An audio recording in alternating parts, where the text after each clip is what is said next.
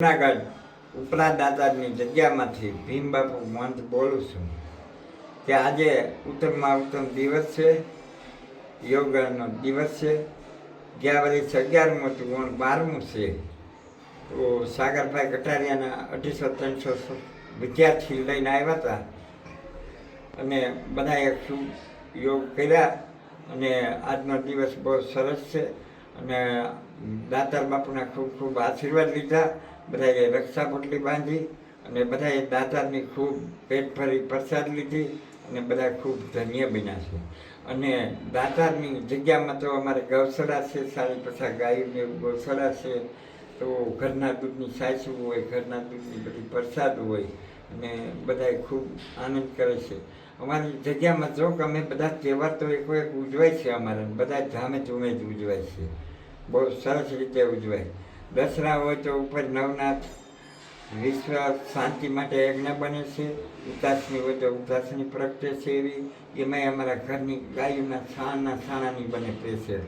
અને બધું ઘરનાખીની વસ્તુ બને અને બધા તહેવારમાં હમણાં અમે શિવકથા સપ્તાહ કરી તો એમાંય અમારા બધું ઘરના ઘી જ વાપરા, બધાને ઘરના ઘીને બધા મિષ્ટાન ખવડાવ્યા. તો દાતારની ખૂબ ખૂબ દુઆ છે.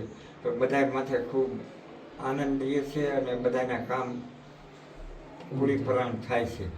ભાવિકો, સેવકો અને આ બધા વિદ્યાર્થી એમના અવારનવાર ચાલુ જ હોય અને બધા તહેવાર ઉજવાય છે અને બધાને ખૂબ આનંદ આવે છે.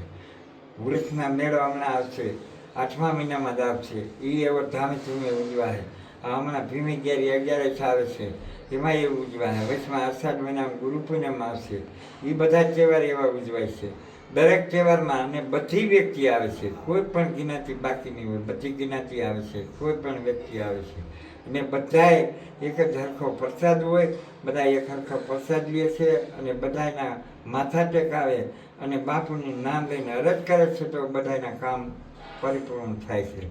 ને બધા ફરી આવે છે અને પાછા દર્શન કરવા આવે, માથા ટેકાવે કે બધાના કામ ખૂબ ખૂબ થાય છે, બધાને આનંદ આવે.